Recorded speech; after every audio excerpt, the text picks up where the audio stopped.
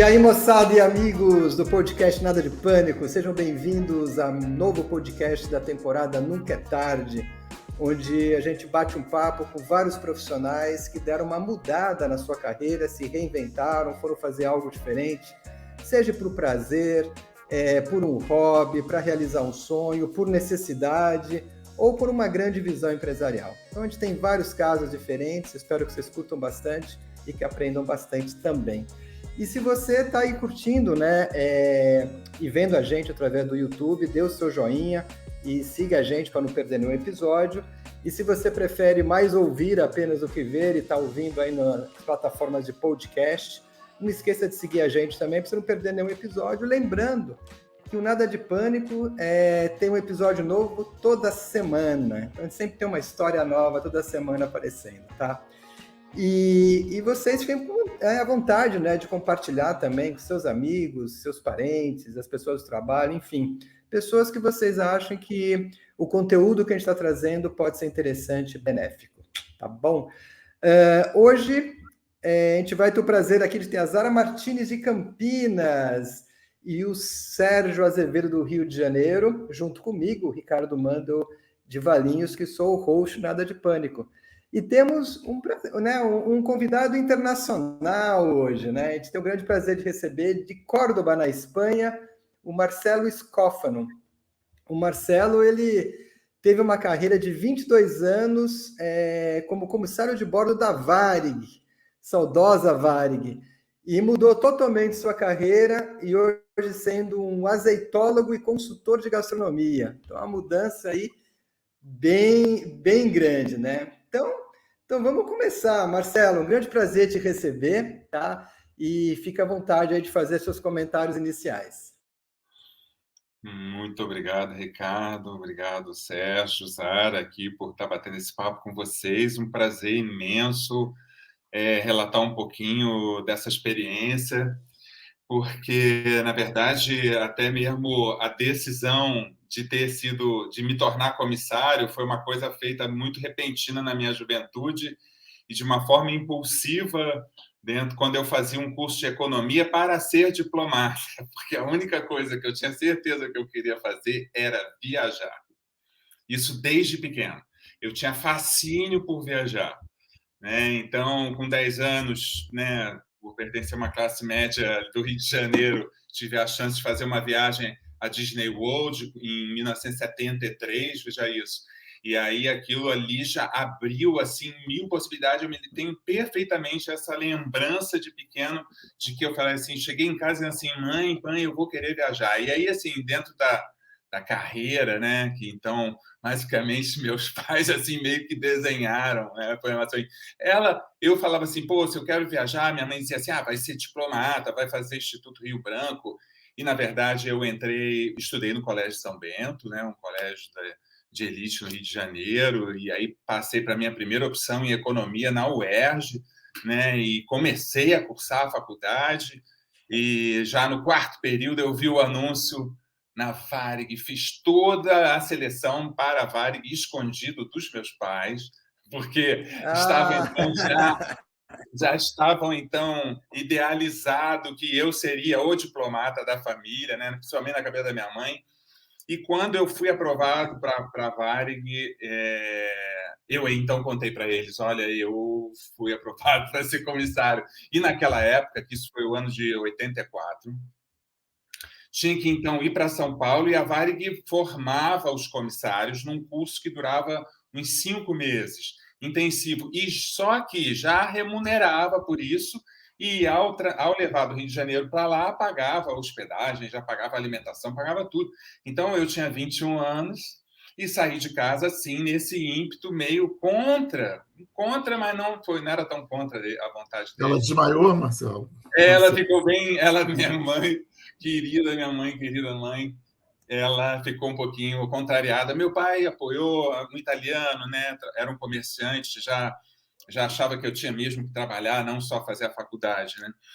E aí eu fui ser comissário de bordo da Varig, e aí fui realizar meus sonhos de viajar. Eu já falava inglês, eu era formado pelo IDEU.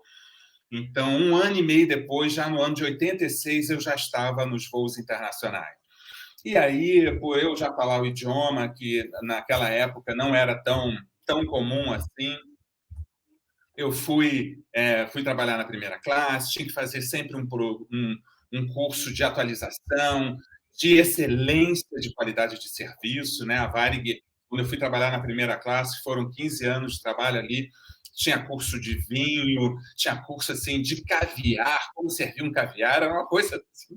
Pô, Imagina. isso é uma maravilha. Também quero isso, hein? Não, imaginem vocês que a Varig servia, tinha a primeira classe no voo do Rio para Porto Alegre, e no voo se Nossa. servia churrasco, uma carne assada, se cortava na frente do passageiro, se fazia um prato botando a farofa, botando molho à campanha, e isso acontecia. Então, era vamos dizer assim, um nível de prestação de serviço que talvez tenha me moldado um pouco para depois eu vir a exercer o trabalho que eu estou exercendo hoje, né? E também a questão de viajar, porque hoje eu também deixei de ser comissário, mas continuei viajando muito pelo mundo. O fato é que nesse período, que foram 22 anos, que eu fazia uma coisa que eu gostava muito, que era ir de encontro às pessoas, trabalhar pela segurança delas e servi-las, né? Porque um comissário de bordo, antes de mais nada, é um agente de segurança dentro do avião, né?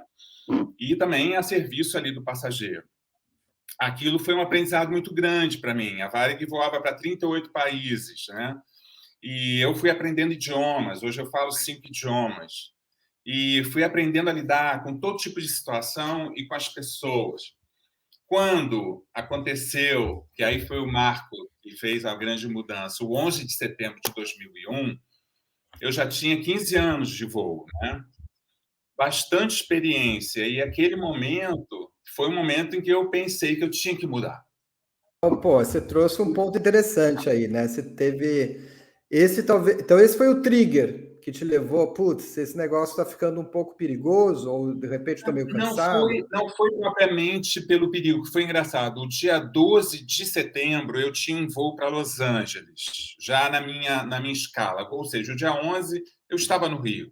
Obviamente, no dia 12 aquele voo não saiu para Los Angeles, porque o espaço aéreo norte-americano ficou fechado alguns dias depois, e a gente, alguns dias Uhum. depois, embarcou para o México com um avião vazio, 100% vazio. Íamos buscar os passageiros que iam descer via terra para o México, para lá para Tijuana, principalmente quem estava em Los Angeles, para trazê-los para o Brasil. Bom, quando a gente saiu do México, eu acho que era já 18, 19 de setembro, eu não tenho bem a data, já era tudo diferente. Então, a gente servia os passageiros com facas, as facas afiadíssimas de prata, as louças, as garrafas. Os garfos passaram a ser de plástico já naquele voo. Não pôde entrar garrafa nenhuma, não tinha nada, porque também não. E aí, assim, virou um negócio. Voar não era mais a mesma coisa, tudo mudou. E aí não foi nem por uma questão de segurança, foi porque assim, os processos para voar ficaram tão chatos, né? Tinha que passar por tanta revista, que aquilo foi assim: nossa, eu preciso fazer outra coisa. Eu fui fazer vestibular e porque eu não tinha me formado, né? Eu abandonei a faculdade no quarto período de economia e aí eu fui estudar gastronomia. E fui para a segunda Entendi. turma da Universidade de Estácio de Sá, porque até então não tinha graduação tecnológica em gastronomia no Rio de Janeiro, só tinha em São Paulo. Então a Estácio de Sá criou a primeira turma. E eu fui fazer em 2002. Enquanto eu voava e estudava, e aí assim eu conseguia, eu voava final de semana, estudava durante a semana, eu me formei em gastronomia em setembro de 2005. Só que eu continuei a voar. E tirava até onda. Eu achava que a Varig nunca ia terminar. Eu não conseguia enxergar. Eu gostava tanto daquilo que mesmo eles começando a atrasar salário e não pagando o 13º de 2005, eu acreditei que alguém fosse salvar aquela empresa. Assim, existia meio que uma hipnose coletiva dos funcionários, juro. Era uma coisa mais ou menos assim.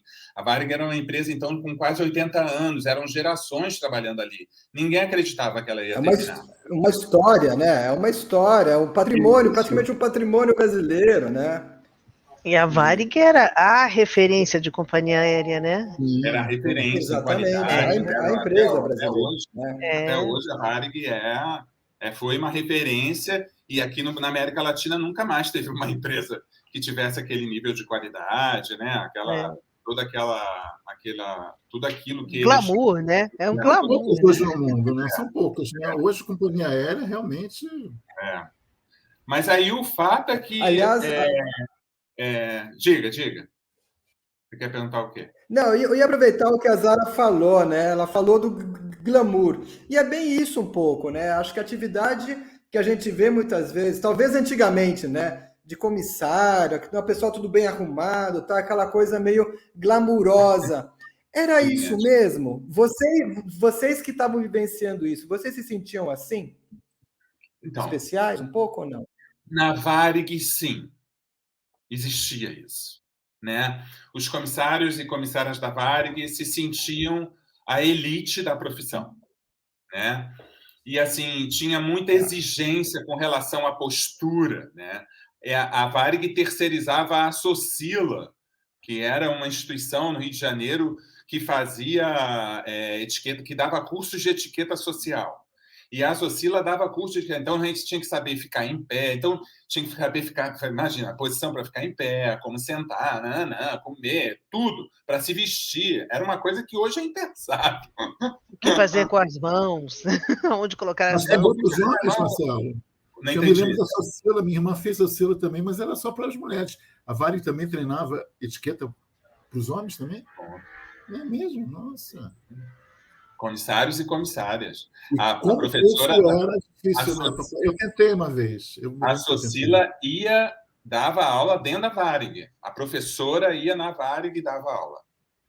Então, era toda uma coisa... E, assim, por essa excelência, de uma certa forma, foi exigida dos funcionários até o final, embora já não tivessem mais recursos financeiros para isso.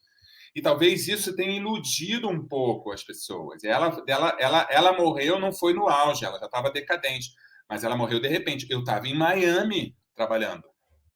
E aí recebi um aviso, toda a tripulação teve que ir para o aeroporto para voltar de American Airlines, pagando a passagem, porque a Varig já não ia mais voar.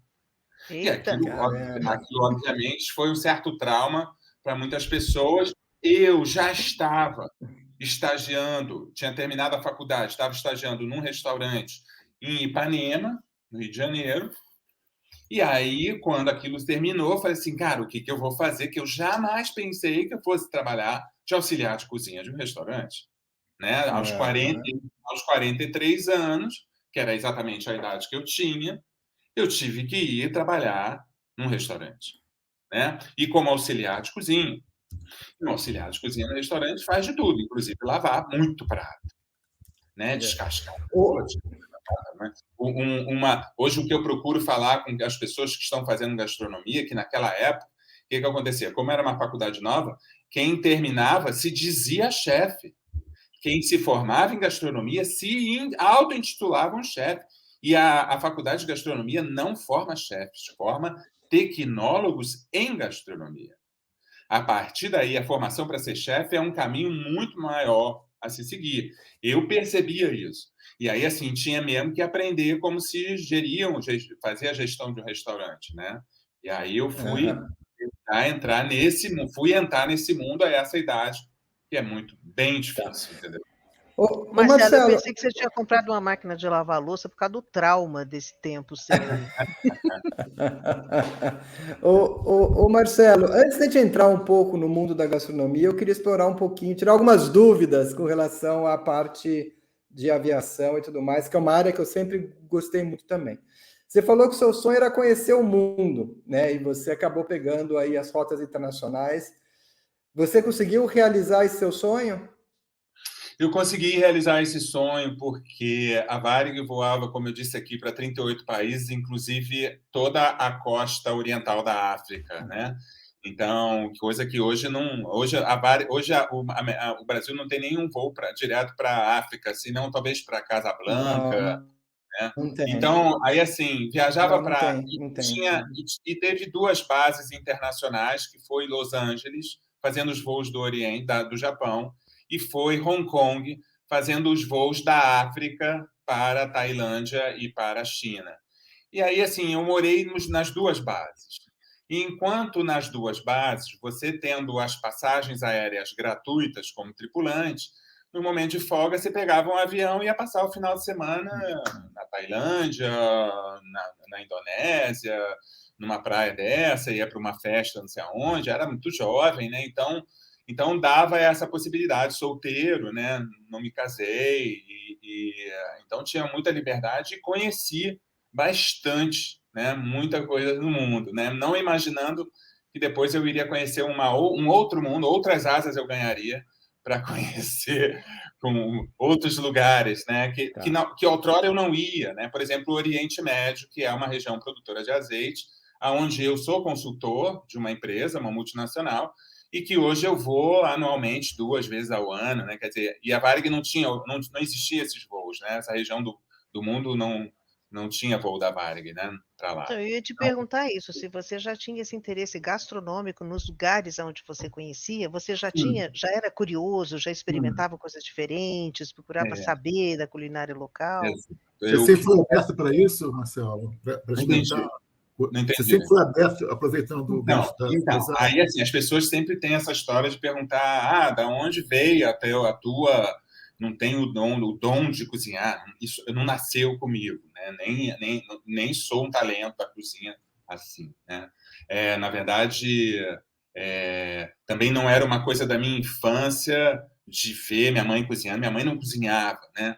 Então, tinha uma cozinheira em casa, que aí, assim... Mas eu tenho a lembrança da questão da infância e tudo mais, mas foi a vivência na Varig e aqueles anos em que a gente tinha que estudar vinho, a gente tinha que estudar produtos do serviço da classe executiva e da primeira classe, tinha que saber cortar uma carne na frente das pessoas, tinha que saber servir um prato, tinha curso para isso, dentro da Varig.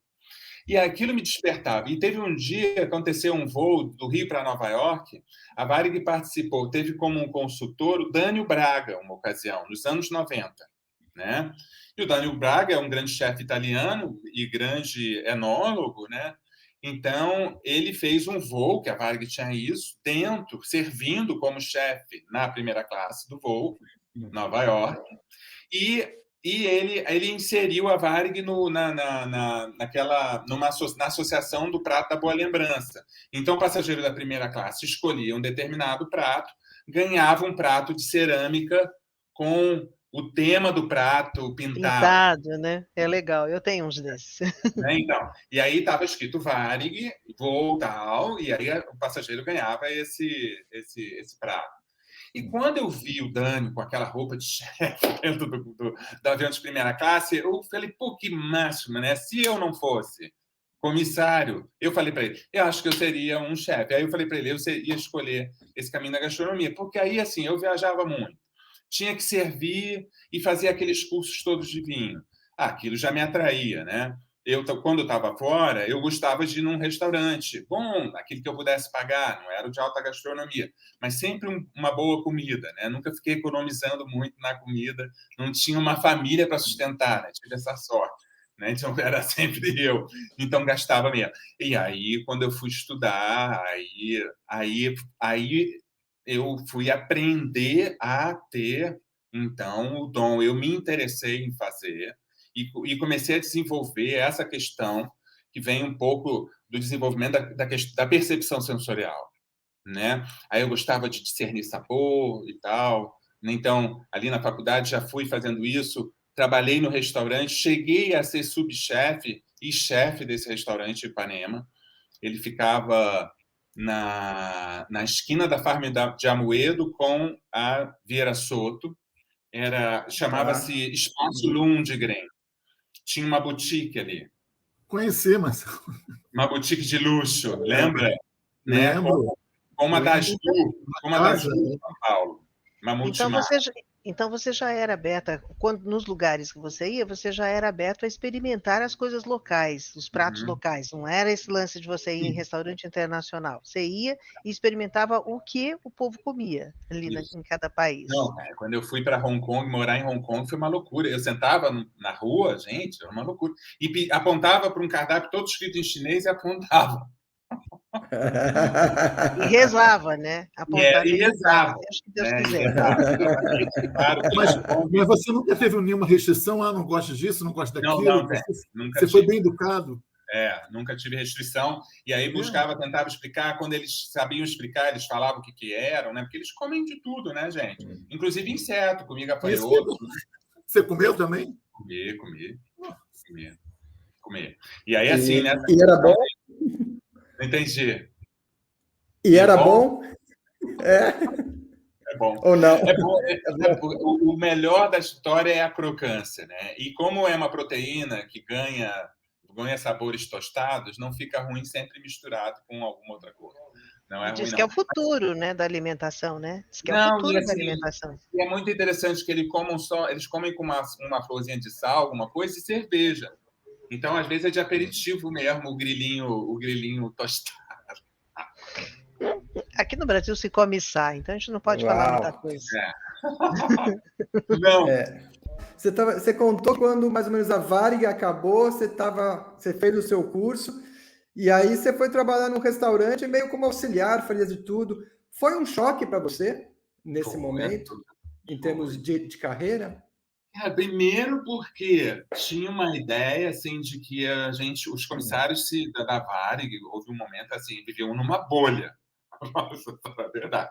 Vivíamos numa bolha.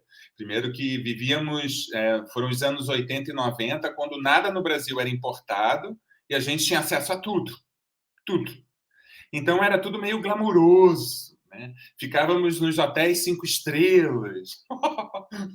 E aí, um dia estava em Nova York, outro dia estava em Tóquio, outro dia estava em Paris, outro dia em Roma, outro dia em Abidjan, outro dia na África do Sul.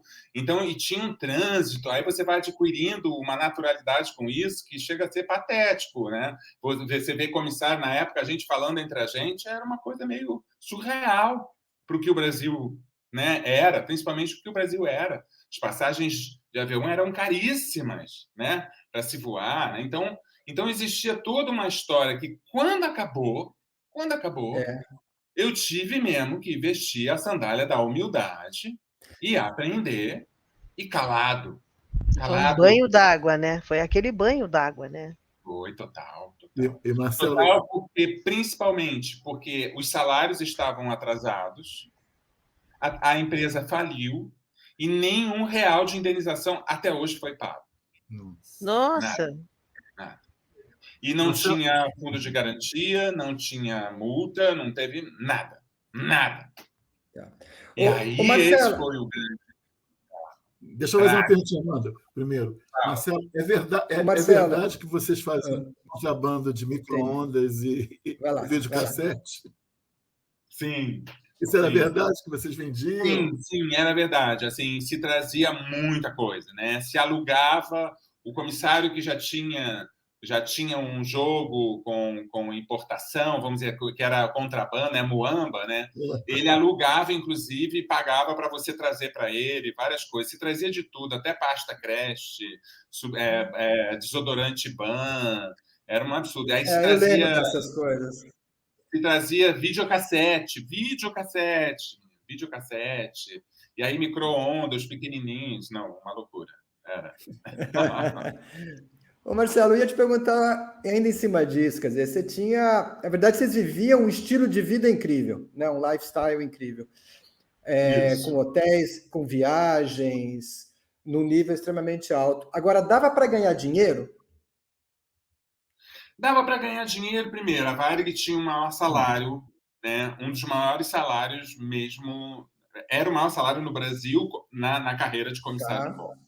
E você tinha toda uma... A Varig não tinha um dono. Os acionistas eram uma fundação. E uma fundação de funcionários, né? Então, era como se ela foi uma empresa autofágica. Ela matou-se comendo-se. Nunca teve alguém para chegar e fazer talvez fazer uma mudança radical nela. Então, a gente tinha a Fundação Rubem Berta, que provia saúde, enfim, dava uma série de assistências, né, que te davam um conforto muito grande. E era um salário bem razoável, né? Eu diria que um chefe de equipe na Varig hoje estaria ganhando em torno de 18, 20 mil reais. É um bom salário, né? Então, aí, assim, hoje um comissário de bordo, um salário inicial de um comissário de bordo de em torno de 4 mil, né? 4 mil reais, são 4 salários mínimos, em torno disso. E, assim, nem se compara com aquilo que a Varig, além do salário, pagava as diárias de viagem, pagavam as diárias de viagem em dinheiro, em dólar, né? E o dólar no Brasil, cada dia valia uma coisa, né? Então, tinha toda uma questão relacionada a isso, que quando acabou, foi um choque para todo mundo, né? Para todo mundo. Para todo mundo. E ainda tinha aqueles, não foi o meu caso, que ganhavam dinheiro vendendo produtos que traziam de fora, né? Eu nunca cheguei a fazer. Eu confesso que eu trouxe alugando minha mala. Bota aí, você está levando a mala com nada, não sei o quê. Aí me davam 200, 300 dólares e aí botavam roupa, muamba, Walkman, uma opção dessas coisas. Botavam na mala. E aí, como é que você fez a transição da parte de gastronomia para a parte do azeite? Como é que foi isso? Então, aí, assim, como eu falando os idiomas no restaurante, que era um restaurante de luxo, e aí foi quando eu tive contato com comida regional, porque a família Lundgren é uma família pernambucana, que são donos da Casa Pernambucana, e eram donos daquele espaço. A Regina Lundgren, que era a dona, hoje ela voltou para Pernambuco, ela tinha uma cozinheira pernambucana que era maravilhosa e que me ensinou tudo sobre comida pernambucana. E o cardápio, que já da chefe de cozinha, que era a chefe que trabalhava ali, foi todo desenvolvido com comida pernambucana. Então, tinha carnes de sol, tinha umas tapiocas, tudo super bem feito, nível de alta gastronomia. Já era uma tendência dessa coisa da comida regional, bem apresentada, bem produzida e tudo mais. Ali eu aprendi essas pequenas questões da comida regional. Por eu falar o idioma, a Regina Lundgren queria que eu trabalhasse com ela também como secretário. Ela me tirou do restaurante. E eu precisando trabalhar. A minha questão era essa. Eu precisava sobreviver, né? Eu tinha que trabalhar. E aí, assim, eles já tinham todo um problema financeiro com questão da loja, por causa do aluguel da loja, eles iam ter que fechar ali. E acabamos indo para uma loja lá em São Conrado, e uma amiga minha, né, uma jornalista, a Rosa Nepomuceno, me perguntou: Marcelo, estão chegando os azeites novos no Zona Sul, né? Ela era, então, consultora do Zona Sul. Eu preciso fazer uma carta de azeites. Isso era 2007. Pô, você não quer provar comigo? Eu falei assim, pô, e tem diferença? Ela disse assim, tem, você vai ver. Vou levar lá para casa e aí você vai provar comigo. E assim foi. Eu fui para a casa da Rosa. Rosa Nepomuceno é uma jornalista escritora que já tinha livros sobre especiarias e música sertaneja publicados. E aí comecei a provar, me encantei com aquilo e falei assim, pô, a gente tinha que estudar isso mais. E no Brasil não tinha nada. Ninguém conhecia, né? Aí ela chegou e falou assim, vamos para a Itália, se topa aí comigo, você fala italiano, eu te convido, você vai como meu assistente. Falei, pô, Rosa, eu tenho que trabalhar, não tenho dinheiro nenhum, estou endividado, a situação. Falei, não, eu te pago para você ser meu assistente, pago tua viagem e você vai ser meu assistente, tenta lá conseguir, lá no Espaço Lundgren, sobre você não ir e tal. 2008, eu fui para a Itália com ela, em setembro. E aí foi meu grande encontro com a Oliveira. Né? Eu trabalhava no Espaço Lundgren, já não mais na cozinha, mas fazendo evento, porque aí eu inventei de ganhar dinheiro fazendo evento também. Fazia evento na casa dos outros, cozinhava fazendo festinha e tudo mais, montava equipe e tudo mais, para poder sobreviver nessa situação. de desemprego, basicamente, né? Mas sempre trabalhando. E aí, quando eu fui para a Itália, eu me deparei, então, com uma oliveira carregada de azeitonas, pela primeira vez na minha vida. E esse foi um encontro aí acho que foi um encontro lúdico, né? Que me voltou. Eu falei, cara, que coisa linda. Aí me abracei na oliveira, chorei. Aí falei, pô, que poético isso aqui. Eu estava na Toscana, gente, realmente era um lugar todo... É perfeito o lugar, né? Tem isso. Nossa, e as azeitonas... E estava estava próximo à colheita, era em setembro. A colheita só começa em outubro. Aí nós viemos embora e no avião eu falei, Rosa, é isso que eu vou fazer, eu vou me dedicar a estudar esse produto. Ah, muito bem, parabéns, eu vou continuar estudando especiaria, faça isso, porque eu acho que não tem nada, não tem ninguém, e realmente não tinha ninguém. Ninguém. Então acabou sendo por acaso, né? Foi por acaso que você acabou entrando nesse mundo dos azeites, né? Foi. Dessa Mas forma... o desenrolar da Varig foi levando a isso. Interessante, né? Porque toda a sua linha profissional foi levando para esse caminho, né? Uma coisa foi levando a outra, né? Não, e o mais interessante é que, de novo, foi fora do Brasil, né? Quer dizer, depois de 2006, eu não fiquei nem tanto tempo sem voar, porque 2008, depois, mesmo sem dinheiro, eu fui fazer uma viagem para a Itália, aí eu já tinha muito jogo de cintura com isso, alugamos um carro, fomos para uma pousada cuja referência eu já tinha, que era a produtora de azeite, uma amiga já tinha me dado, ficamos ali, e isso já foi um livro publicado pela Rosa, em 2009, pela Casa da Palavra, aonde eu me tornei, nesse livro, eu fui colaborador gastronômico. Eu escrevi 15 receitas, vejam vocês, já harmonizadas com azeite, que eu recolhi durante a viagem. E eu lembrei disso agora, porque essa história que eu estou contando para vocês, eu conto no livro que eu publiquei e lancei agora, nesse semestre de 2023, né? E pela editora Senac. Porque é uma trajetória mesmo, porque quando eu voltei da Itália e decidi estudar azeites, eu fui descobrir que o Brasil tinha extraído o primeiro azeite brasileiro naquele ano. E aí eu fui até onde se extraiu, que foi em Maria da Fé, no sul de Minas Gerais. O Brasil, até então, nunca tinha extraído azeite de oliveiras cultivadas no país nessa forma, né? E aí, assim, sendo o PA do Rio de Janeiro, eu fui lá. E aí eu fui perceber, né, que eles sabiam, estavam começando a estudar sobre a fisiologia da oliveira, mas não sabiam nada de azeite. E aí perguntaram, você quer provar? Aí eu provei o azeite, não sabia também, eu sabia tão pouco, né? Já tinha ido para a Itália, tinha só visitado os lugares sem ninguém, não tinha feito curso nenhum. E aí, a essa altura do campeonato, coincidiu nesse mesmo ano de eu iniciar uma carreira como docente no Senac do Rio de Janeiro, né? Nos cursos técnicos de cozinheiro. Fui convidado a fazer uma aula num evento de gastronomia, uma diretora do Senac me convidou e eu comecei a dar aula no Senac, né? Nessa mesma ocasião, e comecei a falar de azeite, e a diretora do Senac trouxe, então, um italiano, em 2009. E em 2009 aconteceu, pelas mãos desse italiano, o primeiro curso de análise sensorial de azeites no Brasil, no Rio de Janeiro. Que legal! Na unidade de Copacabana, né?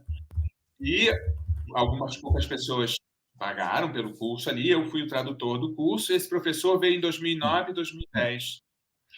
E eu já totalmente apaixonado pelo tema. E aí eu já querendo falar, porque tentando ver se as pessoas sabiam, a Rosa não sabia tanto, né? E eu já querendo cozinhar só com azeite, depois do curso que o italiano fez, então mais ainda, e buscando formação, ele me ofereceu formação na Itália. Uma fortuna. Uma semana, 2.000 euros. Uau. Eu falei assim, posso? Eu estou todo endividado, estou devendo para minha família, devendo para todo mundo, como é que vai ser? E fiquei no Brasil com os azeites que até então estavam no Brasil, que eram bem menos diversos, e ainda com uma produção no brasileira muito incipiente. O azeite não chegava no Rio de Janeiro, o azeite brasileiro, né? Tinha que ir lá. O Rio Grande do Sul extraiu no ano seguinte, 2009, né? E aí eu fui falando, dando aula, falando sobre isso no Senac.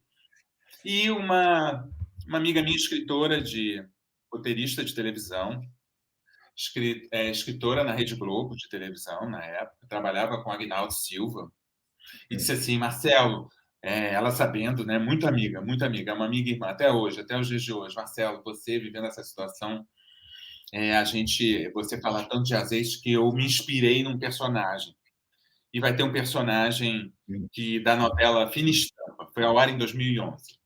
Aí eu falei assim, vai ter um personagem que vai ser inspirado em você, vai falar de azeite, eu quero te contratar como consultor.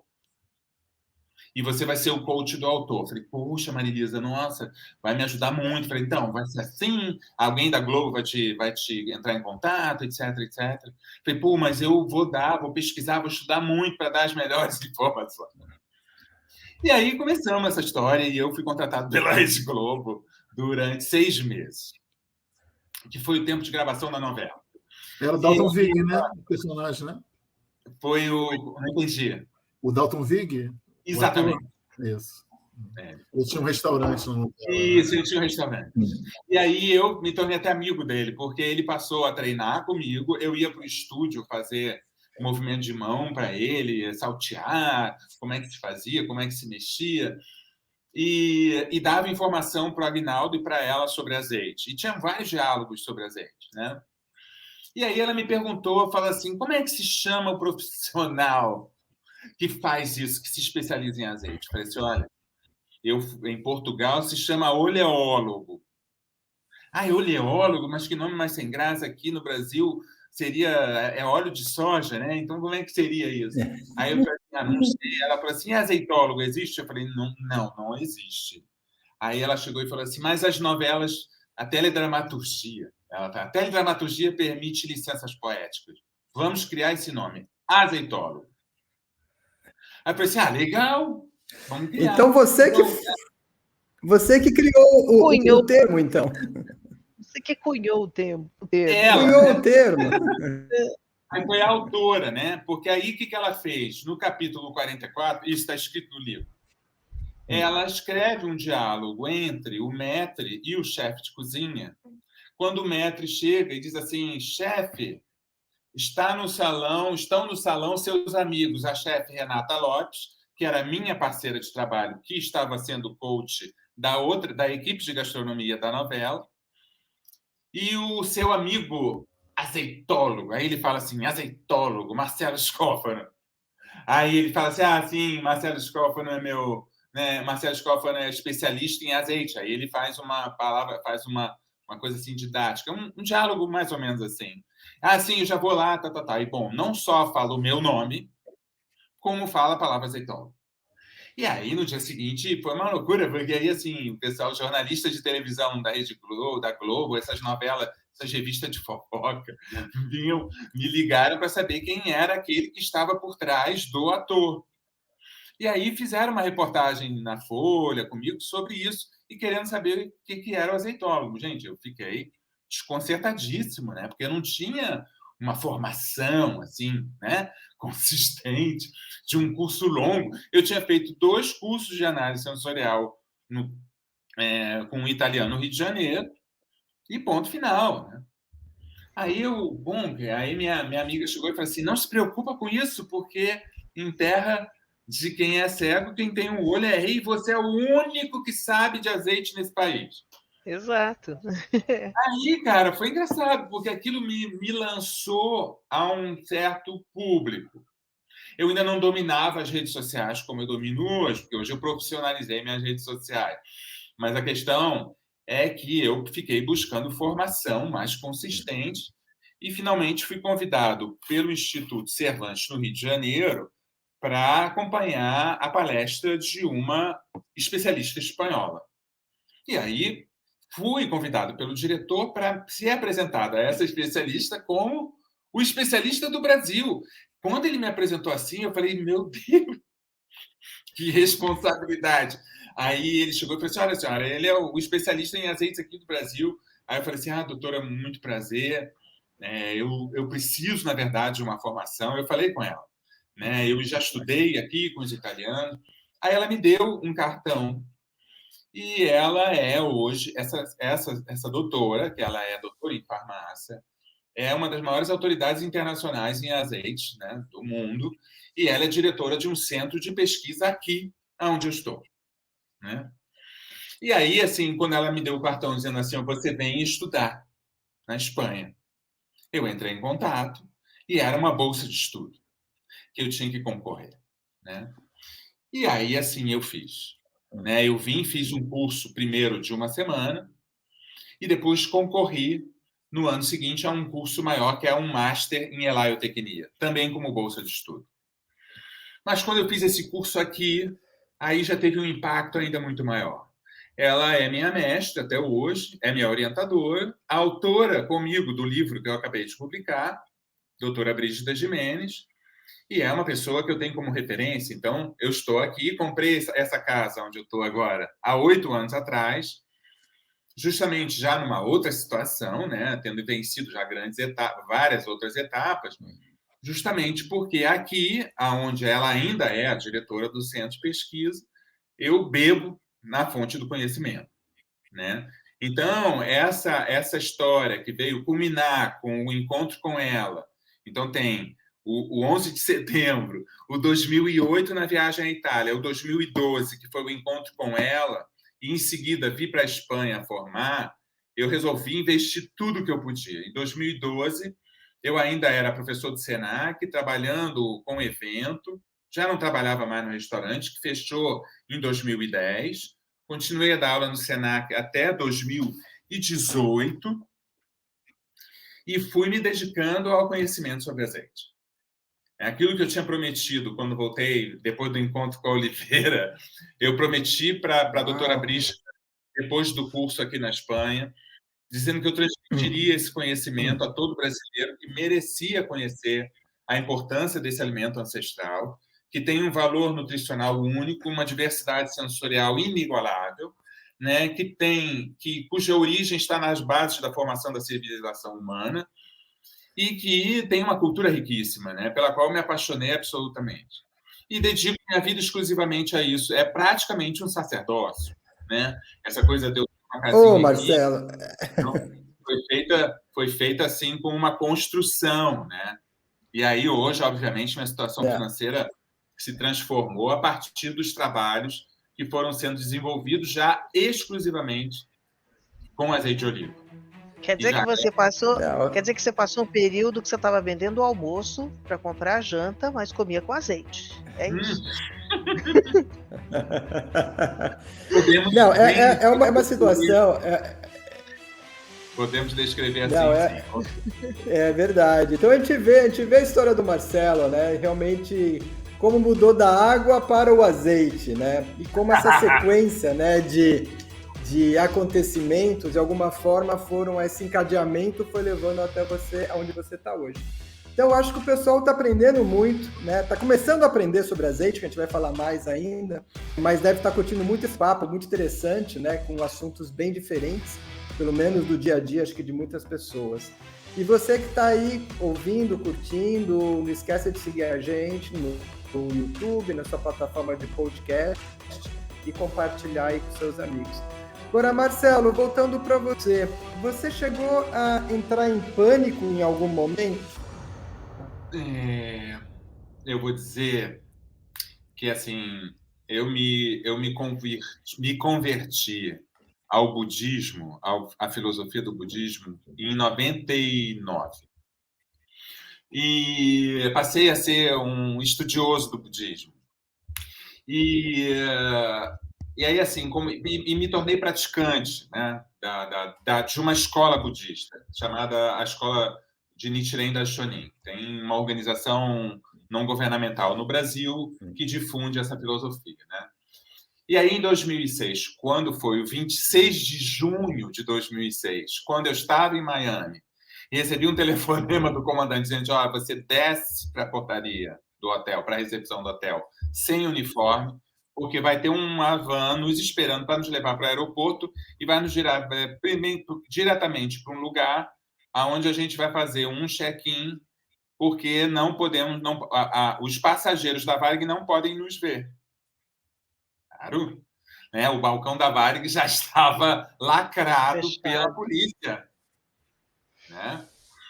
Aí, quando a gente viu aquilo, as comissárias choraram, né? E todo mundo, muito discretamente, a gente foi de civil, né? Fomos a paisana. Mas as malas identificavam a gente. Então, logo levaram as nossas malas para a gente não ser identificado e embarcamos. E aí eu me lembro muito bem daquele momento, né? Então, eu vim na última poltrona do avião da American Airlines, no voo de Miami para o Rio de Janeiro, pensando o que eu vou fazer agora, sem um tostão. Se é que quando é que eles vão me pagar todo esse dinheiro que eles agora me devem, e eu vou ficar ganhando um salário mínimo ali naquele restaurante que eu já estagiava. E não ganhava nada, porque eu falei, não precisa, né? Não, tá tudo certo. Eu preciso aprender aqui nesse restaurante que eu acabei indo trabalhar no Espaço Lundgren. E aí ali existe um conceito budista, por isso que eu falava, que aí hoje eu cheguei à conclusão, naquele momento que foi um certo pânico que me deu, eu falei, caramba, gente, como é que vai ser agora para ganhar dinheiro, vou ficar trabalhando no restaurante, tal. Hoje eu entendi que aquele momento que foi rápido, tá? Porque quando eu cheguei no Brasil, eu logo fui para o restaurante e me disse logo, olha, acabou a Varig. E aí falei assim, não, agora você trabalha aqui com a gente. Assinaram minha carteira, né? Mas aquele dia foi o dia... Mas, assim, assinaram minha carteira para ganhar R$800. Menos do que isso, né? E aí a gente costuma dizer, o budismo fala sobre um termo em japonês que chama-se Roshaku Kenpon, que é você abandonar uma identidade provisória e assumir uma verdadeira identidade, né? Então, assim, que é realmente, ou seja como uma missão, ou então como você tem um propósito de vida, que o teu trabalho permite que você, então, execute esse propósito, né? Porque hoje eu tenho 60 anos, eu, por conta do meu serviço como comissário aeronauta, eu me aposentei com 38 anos de contribuição, aos 58 anos de idade, né? E assim, claro que não é dinheiro suficiente para poder viver só da aposentadoria, mas eu tenho toda uma carreira pela frente, né? Inesperadamente, né? Porque, como a Zara falou assim, pô, mas foi quase por acaso que você foi parar nisso, né? Foi por acaso e não foi, né? Porque, então, é uma coisa que eu fui cavando, e aí sim, de repente, eu fui parar num mundo do azeite ali, onde não existia ninguém, e foi por acaso, sim, eu descobri e percebi que eu estava abrindo portas, né? Porque Exato. Hoje a carreira de azeitólogo, inclusive o termo o termo foi reconhecido pela Academia Brasileira de Letras no ano de 2022, né? Então, o termo azeitólogo hoje faz até parte como verbete do dicionário, né, da língua portuguesa. E então você fez história. Você fez história. Pois é. E aí, assim, não sem viver muita adversidade, né? Porque foi um período muito difícil aquele. É porque o Ricardo perguntou sobre o pânico, né? E, assim, claro que houve momentos de pânico nesse momento. Mas hoje eu vejo, assim, foi um momento de pânico, mas, Ricardo, eu não entrei em pânico, né? Vivi o pânico sem entrar em pânico. Porque vários dos meus colegas entraram em pânico. Vários, inclusive, morreram doentes de doenças que vieram a ser geradas por toda aquela circunstância, né? E tem pessoas que vivem situações muito difíceis até hoje, né? Hoje a gente recebe uma pensão do Aeros, porque o calote maior foi a pensão privada. Eu contribuía no teto todos os meses e esse dinheiro desapareceu, né? Então, existe uma... Hoje a gente recebe... Quem contribuía com a Aeros recebe uma pensão do Aeros, paga do governo federal, porque o governo foi condenado, complementando um pouco. É de acordo com aquilo que você contribuiu, entendeu? E aí foi condenado tem 2 anos. Entendi. E rola essa indenização. Não tinha opção. Era a única indenização a ser recebida. E é vitalícia, né? É um valor muito pequeno, mas, de qualquer forma, eles são obrigados a pagar, né? Então, esse pânico foi mais transformador, sabe, Ricardo? Isso sim. Você conseguiu extrair, né, uma coisa boa dessa situação, né? Exato, nesse sentido, exatamente.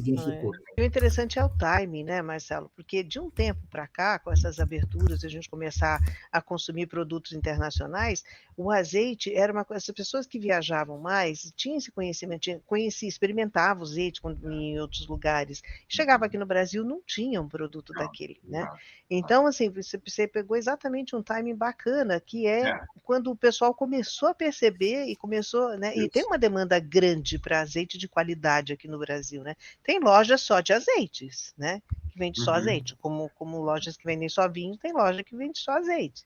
Então é bem interessante. E você também você foi atrás de ver azeites de outros lugares? Tem lugares, por exemplo, na Croácia tem um azeite maravilhoso, na Turquia. Você foi atrás? Como é que foi isso?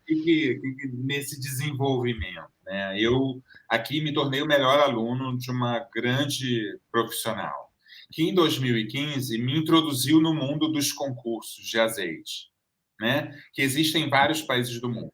Aí eu vim participar de um concurso, que é um concurso aqui da província de Jaén, que é aqui bem perto de Córdoba, na Andaluzia, que é a principal província produtora de azeite do mundo, né? É o lugar que mais produz azeite no mundo. Aí eu participei ali em 2015, em janeiro.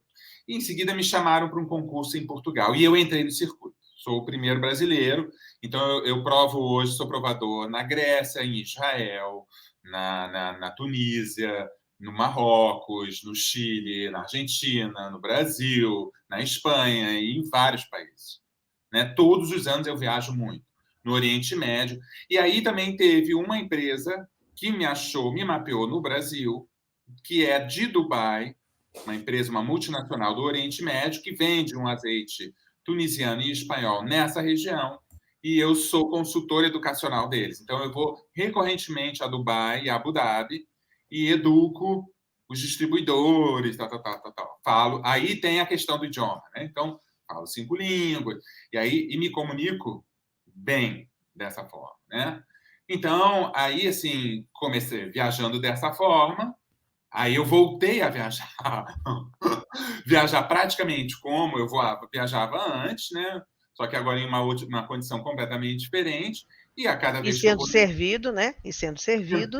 Exatamente. E aí eu vou tendo contato com o mundo todo produtor de azeite de oliva, né? E aí, assim, agora mesmo, fui em junho não, agora de setembro para outubro desse ano, final de setembro desse ano, eu estava num concurso em Liwa, no Emirado Árabe de Abu Dhabi, e ganhou um azeite croata. Para surpresa de todos, o azeite que tinha ganhado era o azeite croata, né? Então, que é muito bom, bom, eu já provei, é muito bom. Trouxe de lá. Você melhores azeites, da onde eles são hoje em dia? Então, aí, assim, eu vou para minha fala, aí, assim, agora a conversa passa mais para o conteúdo da minha especialização, né? E aí, nesse ponto, eu vou falar o que eu tenho dito para todas as pessoas, que o melhor azeite não é o azeite espanhol, nem italiano, nem grego, nem croata, né?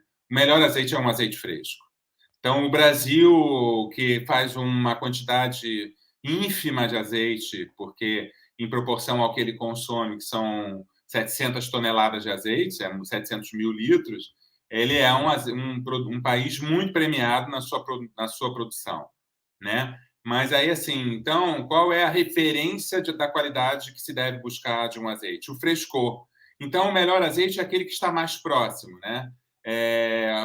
O melhor azeite é aquele que está recém-feito e feito da melhor maneira possível de uma fruta saudável.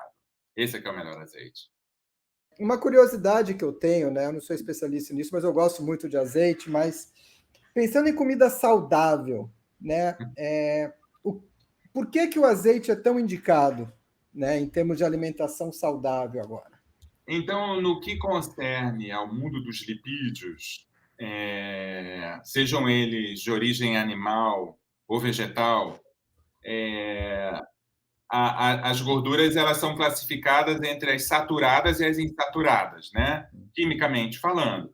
E dentre as insaturadas, a gente tem monoinsaturada e poliinsaturada. Indo nessa especificidade, a ciência já veio a observar que não é toda a gordura que faz com que o nosso colesterol suba, que é uma lipoproteína, né? Que tem a lipoproteína de baixa ou alta densidade, né? Que é o que vai transportar a gordura no sangue. Não é toda a gordura. É a gordura saturada, né? Principalmente as gorduras saturadas. E aí, dividindo entre essas saturações ou insaturações, a ciência, então, já comprovou que a gordura monoinsaturada, que é um ácido graxo, né? Monoinsaturado, que há vários ácidos, os ácidos graxos se nomeiam pelo tamanho da cadeia de carbono e pelo número de ligações duplas nesta cadeia, né? Então, a gordura monoinsaturada, mais especificamente a que compõe o azeite, o ácido oleico, é a gordura que vai fazer com que o seu mau colesterol, que é o LDL, abaixe, e o HDL, que é o bom colesterol, suba. É a única composição gordurosa da natureza que, dentro da nossa bioquímica, vai sofrer sua síntese, trazendo benefícios, né? Muito mais benefícios do que qualquer outro, vamos dizer, esse efeito colateral. Quais são os efeitos colaterais da gordura? Porque as gorduras, elas participam, porque, na verdade, a gente precisa de proteína e carboidrato, né? Então, e gordura são os 3 principais componentes nutricionais que o nosso corpo precisa.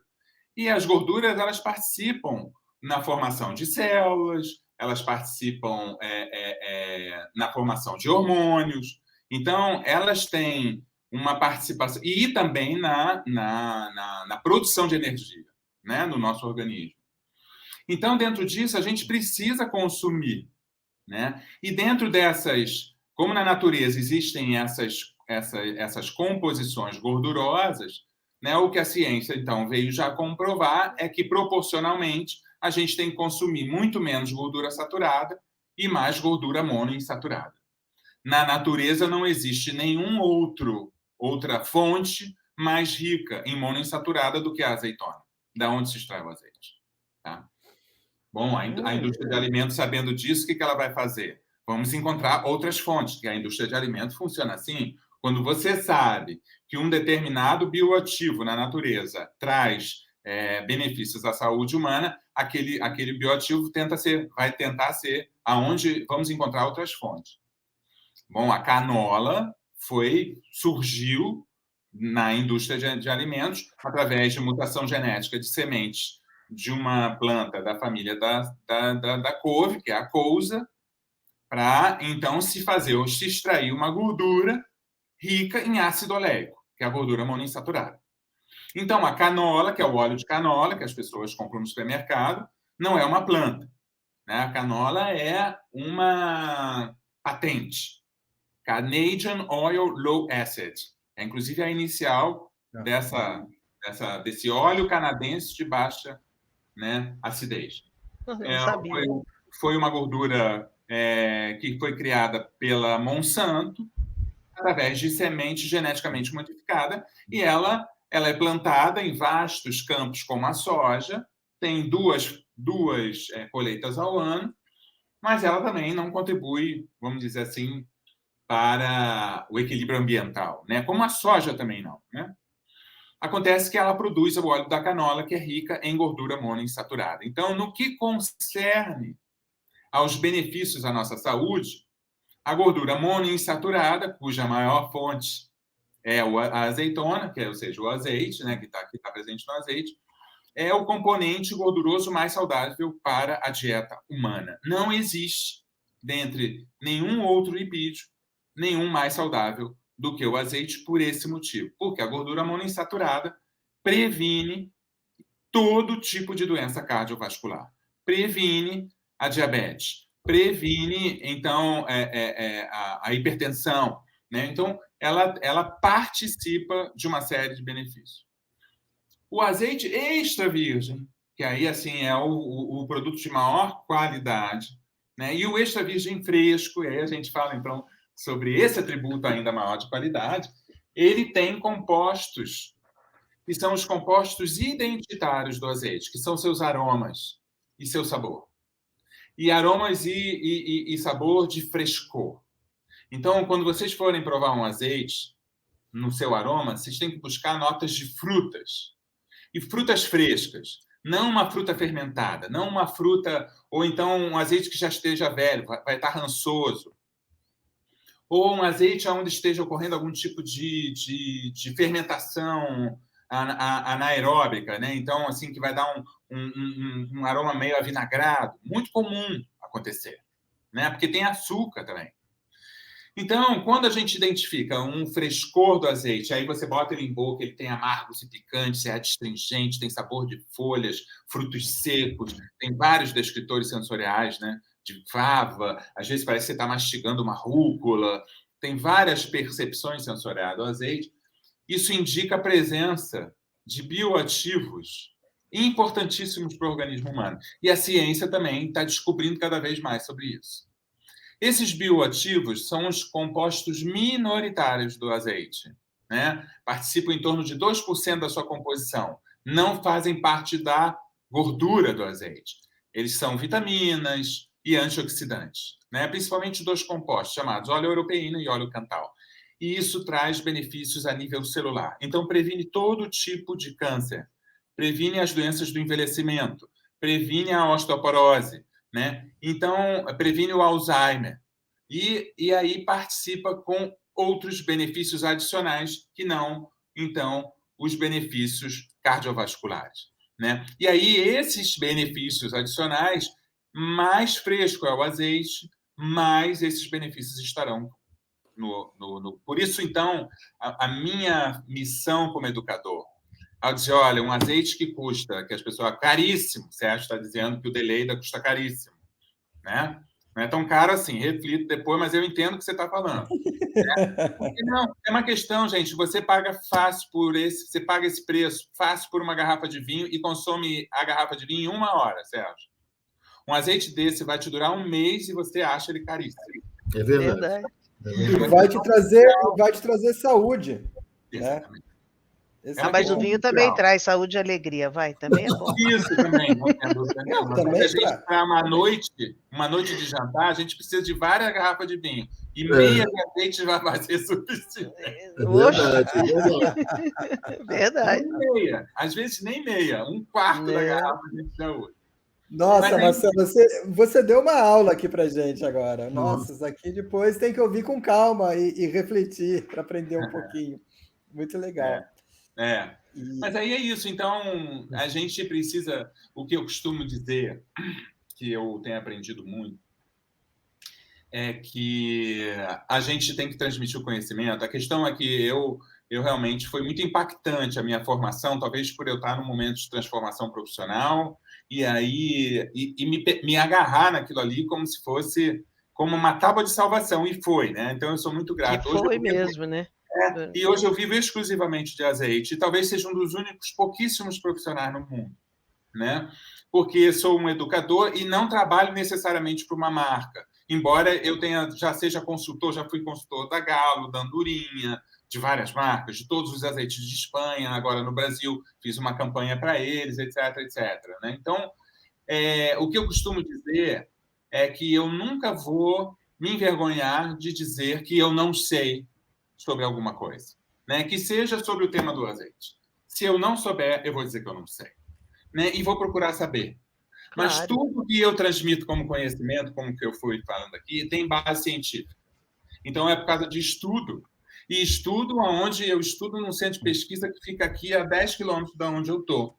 E de todas as publicações que eu, então, passei a acessar e do mundo pelo qual fiz parte. Porque a gente vive nessa questão da rede social e do mundo digital, no mundo da desinformação. É impressionante. É incrível. Impressionante a quantidade de influenciadores digitais ou criadores, como se autodenominam, criadores de conteúdo digital, que acham que podem ir para frente de uma gôndola de supermercado e falar sobre azeite sem o menor conhecimento.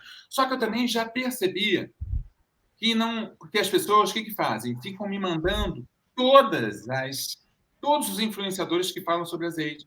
E só falam um absurdo. Só que eu já percebi que eles falam mesmo que seja desinformação, para engajar. As pessoas vão ali comentar, porque aí o logaritmo vai favorecê-lo. E aí agora, eu juro. Eles não estão muito preocupados, não estão muito comprometidos com a verdade, né? Não, com nada. Qualidade de informação. Nada. O que eles estão buscando é resultado financeiro que vem através do engajamento e do... Sem estudo. Sem estudo nenhum. E é por isso que eu toquei nesse assunto, né? Porque aí você falou, Ricardo, aí, deu uma aula aqui. É porque eu sou professoral, né? Procuro não ser chato na minha explicação, para mastigar a informação e tornar acessível a vocês e a qualquer público que possa vir, porque a minha ideia não é ficar falando só dos melhores azeites extra virgens do Brasil, não, é falar desde o azeite de oliva, que passou por um processo industrial de refino, né, extraído de uma azeitona ruim, precisou ser corrigido quimicamente. Então, é o azeite de oliva, que vai ser bom para você cozinhar, fritar, fazer uma maionese, ao azeite virgem, que é a qualidade intermediária, ao azeite extra virgem. E dentre os azeites extra virgem tem um Borges, que o Sérgio aqui... Não vamos falar de marca, gente, vamos cortar essa parte da marca. Foi o Sérgio que provocou, foi o todo. O Sérgio, sou testemunha. Eu sou culpado, com certeza. Sou testemunha. Porque eu sempre quis comprar, eu que geralmente faço as compras, eu sempre quis comprar os de R$20, de R$30. Eu falei, mas esse é premiado, gente. Para que Aí você experimenta, você fala, vale a pena. Aí você percebe a diferença. Né? Tem um azeite. Aí, dentro do mundo que você conhece, né, Sérgio? Então, tem um Borges e tem um Deleida, que você vê que tem perfis sensoriais completamente diferentes. Entendeu? E isso está ligado ao frescor. Entendeu? Porque o azeite clássico, que é o extra virgem do grande invasador, das grandes marcas que a gente conhece, não é um azeite fresco, é um azeite de safras passadas, que é encabeçado com um pouco de um azeite novo para ter preço e é de volume, é para vender por preço. Ele compete, todas essas grandes marcas competem. E elas têm um sabor mais ou menos parecido. Então, quando a gente fala de um Deleida, a gente fala de um azeite sabiá, dos azeites brasileiros, entendeu? De um azeite premium, que é mais caro, a gente está falando de um produto que tem frescor, sensorialmente falando, e esse frescor indica a presença, então, de bioativos importantes que estão em maior concentração nas azeitonas frescas. Né? E isso é recente, gente. Né? O mundo do azeite ele é secular, ele tem 8.000 anos de história. E durante 7.940 anos, se fosse essa data exata, a gente sempre fez azeite da mesma forma, né? Colhendo a azeitona, né? Macerando ela, prensando aquela pasta e obtendo o fruto, o sumo através de uma decantação. Hoje, a nova tecnologia permite uma preservação ideal da azeitona, e a azeitona é colhida, ela é imediatamente processada em distintos estágios de maturação e, como todo suco de fruta, a qualidade desse suco está relacionada a uma fruta bem preservada. Então, hoje, e não é mais, a prensa foi substituída por tecnologia, onde hoje a ciência estuda a retenção dos bioativos voláteis, né? Então, está tudo muito mais concentrado na garrafa, com tecnologia. A tradição no mundo dos azeites não é sinônimo da qualidade. Né? E aí, entendi. Isso é um mundo mais difícil de mudar, porque é um mundo secular, onde as pessoas estavam acostumadas com um perfil sensorial e agora estão vendo uma diversidade muito maior. Entendeu? Entendi. É bem interessante. Marcelo, a gente está chegando ao final, né? O tempo está passando aqui, a gente está se envolvendo aí nesse papo, um papo muito legal. E você gostaria de passar a mensagem final, algumas dicas e, logicamente, compartilhar suas mídias sociais, onde é que as pessoas podem te encontrar, podem conhecer mais sobre azeite? Eu tenho um perfil no Instagram, chama @Marcelo Scófano, né? Azeitólogo, e... Eu tenho um curso online chamado Master em Azeites, que acabou de fechar a inscrição há pouco tempo atrás. E com relação ao que eu falaria sobre o azeite, mais particularmente como alimento funcional, eu diria que a crise do preço atual, né, onde os preços subiram muito devido a questões climáticas, porque é uma planta que só tem uma safra por ano, e a Espanha, aqui onde eu estou, produz metade de todo o azeite do mundo. E essa região que eu estou particularmente viveu a maior seca da sua história nos 2 últimos anos, né? Então, isso quebrou a safra de uma forma histórica na Espanha, e os estoques baixaram, os preços subiram, né? Subiram muito. Eu diria para qualquer brasileiro, ainda que eu não queira me intrometer no orçamento doméstico de nenhuma família brasileira, eu diria para nunca substituir o azeite por outra gordura vegetal, porque é uma economia boba, e ainda que seja 30, 40 reais uma garrafa, vale a pena pelo seu conteúdo nutricional incomparável com nenhuma outra gordura. No mais, o que eu gostaria de falar, ela é um pouco mais lúdica e subjetiva, porque a oliveira ela é internacionalmente conhecida como a árvore símbolo da paz e da união entre os povos, né? O símbolo da Organização das Nações Unidas tem em torno do globo 2 ramos de oliveira, né? E isso foi uma declaração da ONU em 1950, né?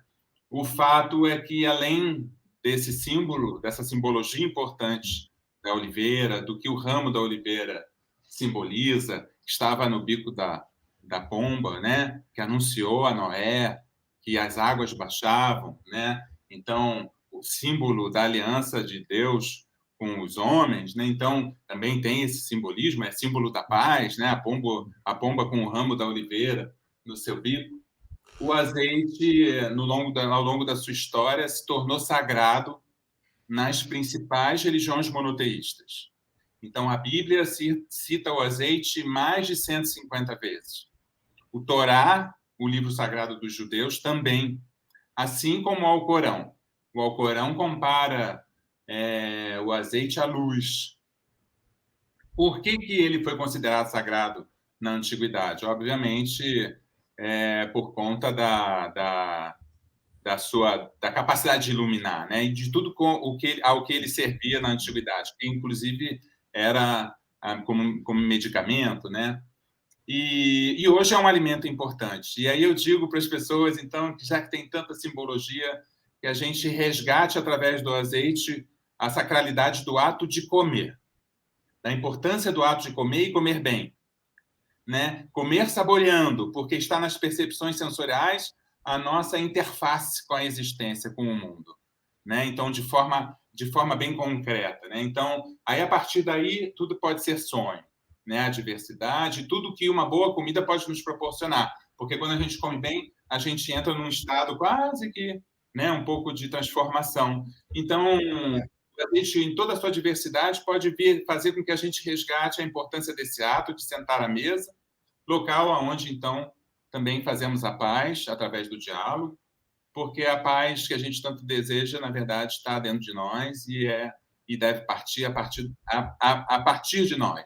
E através do alimento é uma boa maneira de se começar. É isso. Uau.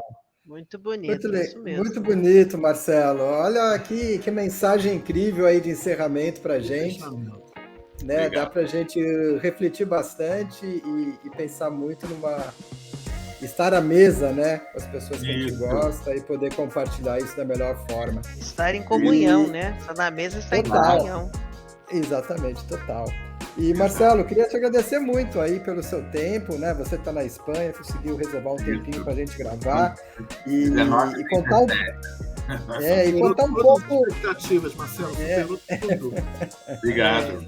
Mas você contar um pouco da sua história, né? De tudo que ocorreu com você na sua carreira e nessa parte final, toda essa aula, todo esse ensinamento que você passou para a gente, colocando aí o seu lado professor, né? Exato. É bem inspirador. Bem inspirador. Bacana. E agradecer a Zara, né? A Zara Martins e o Sérgio Azevedo, que estiveram aqui com a gente, com esse papo, né? Foi muito legal. E lembrando que o Nada de Pânico é produzido por um grupo de profissionais sêniores, justamente mostrando que não existe limite de idade para você aprender, para você ensinar, para você fazer coisas novas, enfim, para você ir atrás dos seus sonhos, tá?